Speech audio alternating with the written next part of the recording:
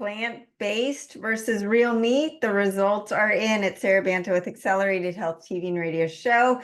And oh my God, as plant-based meat substitutes gain popularity, researchers in Singapore have conducted a study comparing their effect on health to those of traditional meats, with a specific focus on heart health and diabetic risk, which makes sense because those are the two biggest threats to our health, right? The research involved 89 adults at risk for type 2 diabetes, found no significant heart health benefits of plant-based meat diets over those including animal meat, challenging the notion that those alternatives offer the same health advantages as whole plant-based diets. This is what I've been telling you guys.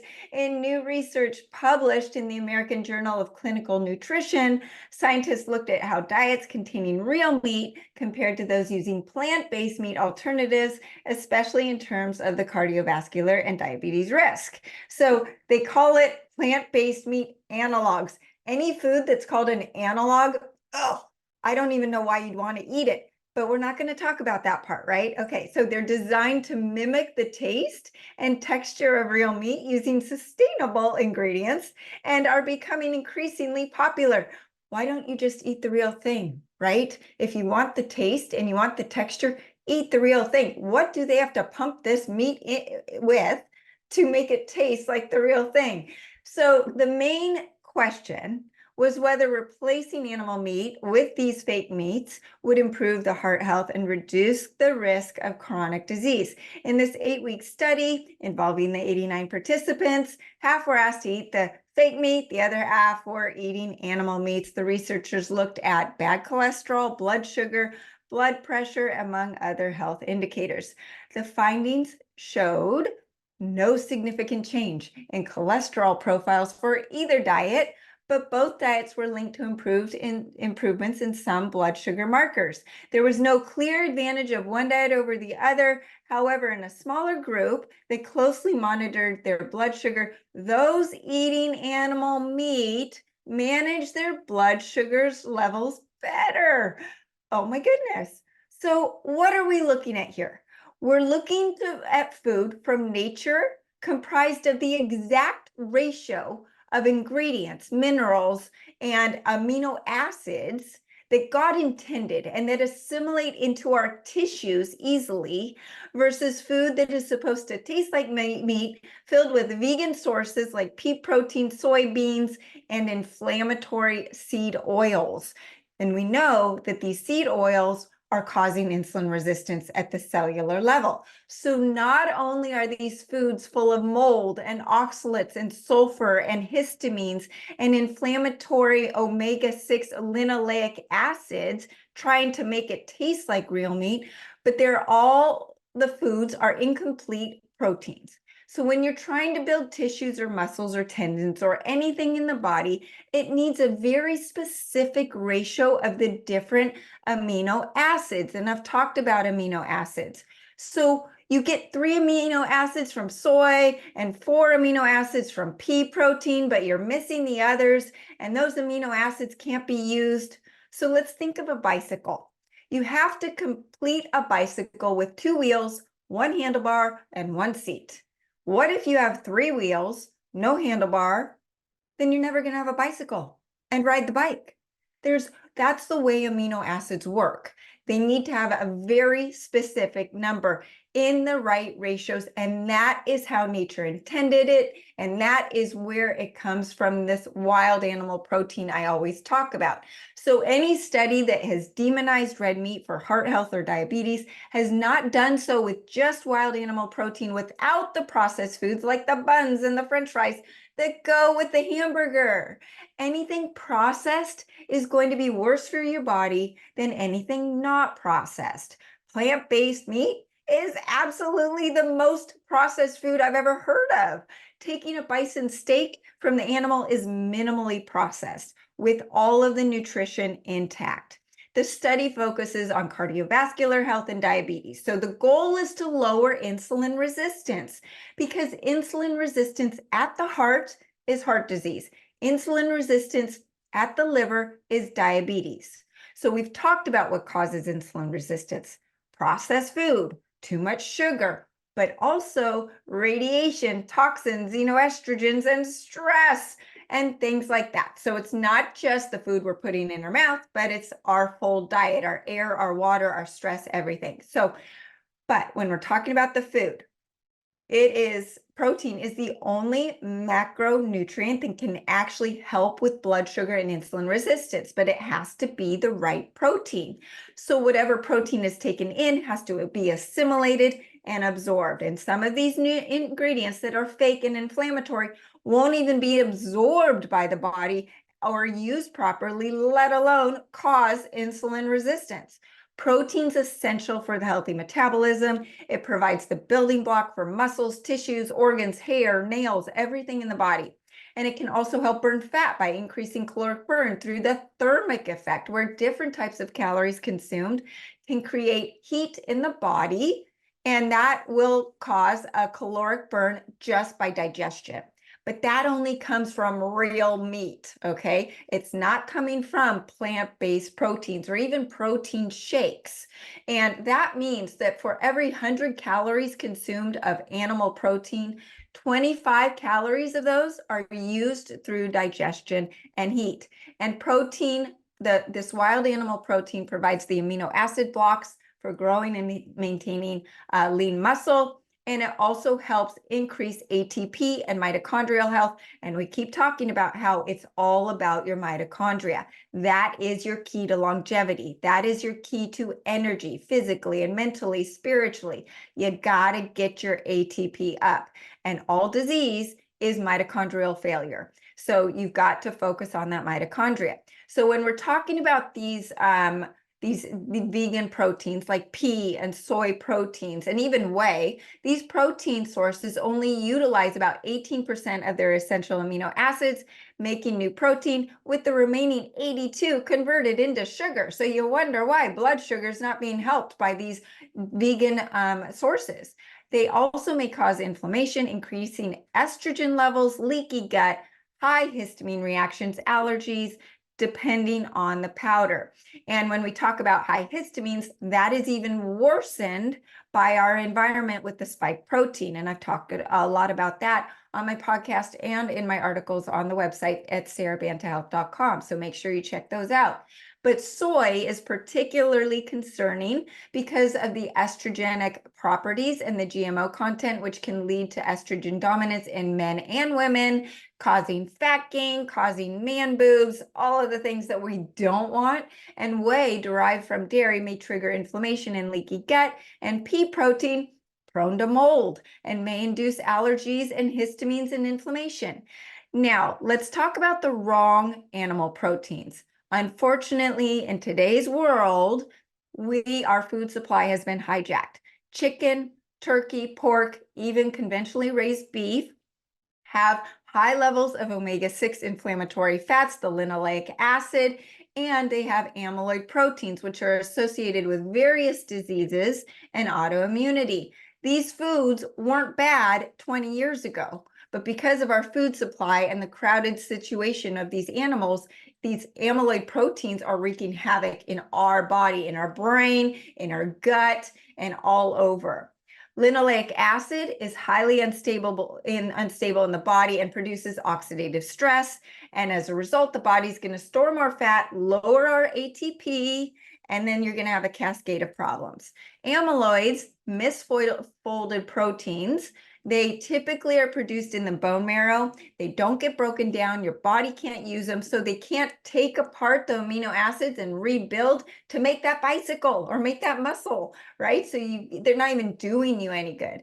Farm-raised fish, another animal protein that's not good. Most farm-raised fish are fed genetically modified corn and soy, which are not only unnatural, but they're full of inflammatory omega-6 fatty acids and linoleic acid. So what proteins are good?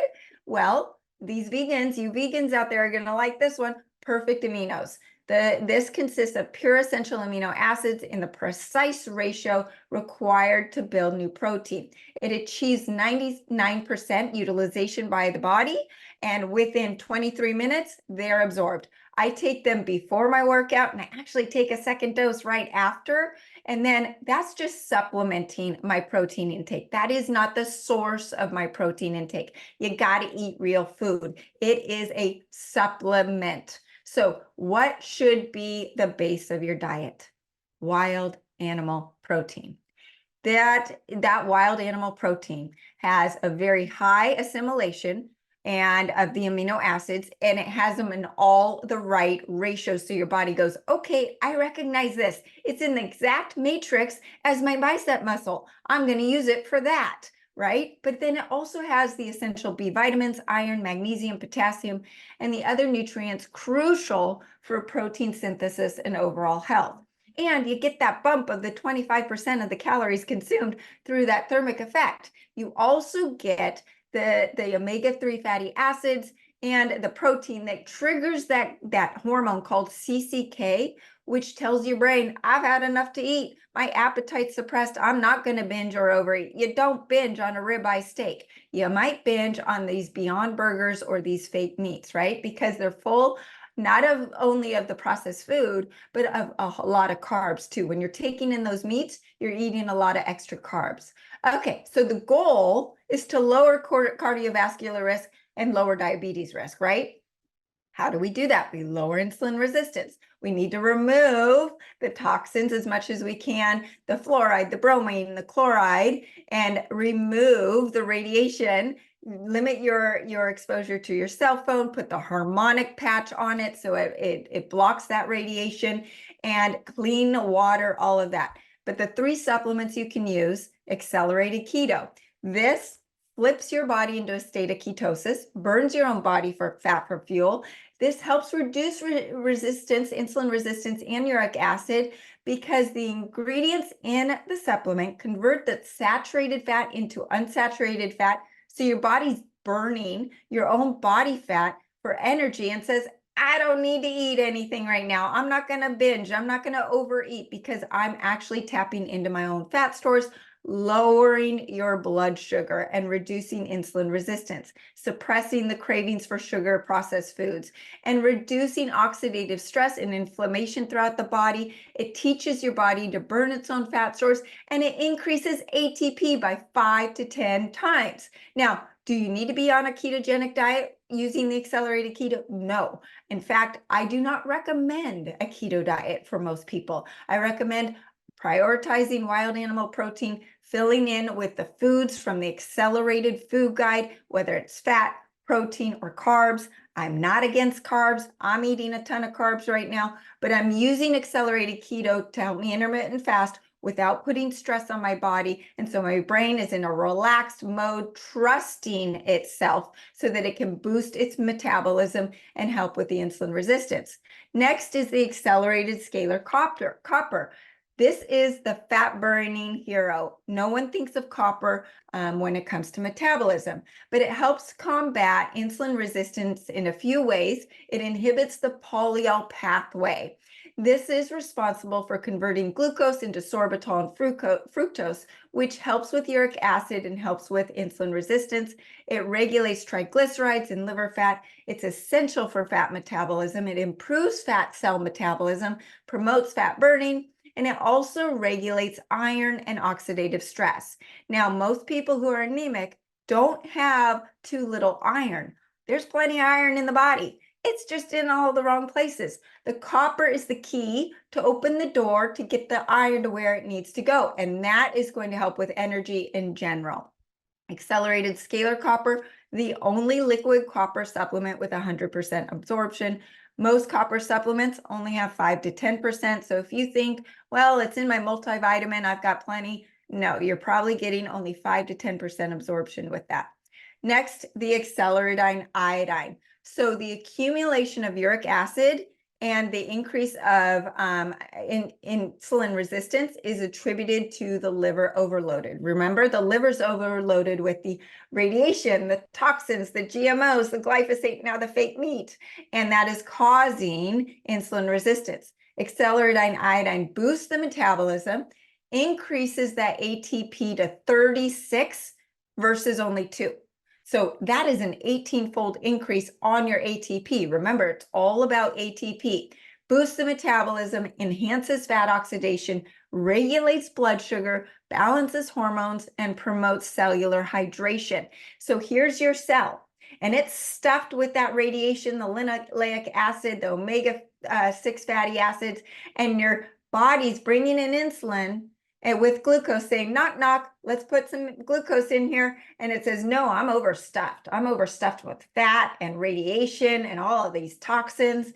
Well, that's because it's insulin resistant at the cellular level. Iodine is needed to get past that cell membrane, to get the nutrients in, and to get those toxins out. So it is very important when we're talking about insulin resistance. Lastly, the accelerated ancient salt tastes amazing, but it not only lowers blood sugar in the short term, it also plumps up the blood to flush out those toxins, hydrates the cells, and supports apoptosis, breaks down fats in the liver, improves digestion, and dilutes uric acid. And speaking of digestion, I didn't even touch on that. These fake meats, the body doesn't even know what to do with them. It's causing leaky gut, so the body's not even assimilating the little nutrients that are in them. So there's your key to lowering insulin resistance. If you have a religious reason for not eating meat, okay. Other than that, it's not better for the environment, and that's been proven. Too much, that's a whole nother podcast, and it's not giving you the nutrients, and it's not giving you the health benefits. So check in with my accelerated food guide for a list of all of the healthy fats, proteins, and carbs that you can eat, not feel restricted, and get the results that you want. Thanks for tuning in. If you need my help and you don't know where to start, just feel free to reach out to me at SaraBantaHealth.com. Happy to put together a protocol for you. And join my free group coaching on Telegram. There is no downside. I share daily tips and tools. I answer your questions, and you will be surrounded by a community of people who are on a similar path. And there's more information on my website, SaraBantaHealth.com. Don't forget to follow me on social media at Accelerated Health Products, and you can catch this podcast on over 100 platforms, including Spotify, iTunes, and iHeartRadio. Just search Accelerated Health TV and Radio Show. I'm on a mission, and I need your help, please, sharing this message of healing who's ready to listen. So please help me share this podcast with a few of your friends who may need my help. Maybe your vegan friends. And remember, I'm live every Monday and Tuesday. Be sure to visit the website and use coupon WELCOME10 for 10% off your first order. Thanks again for joining us here. Have a great week.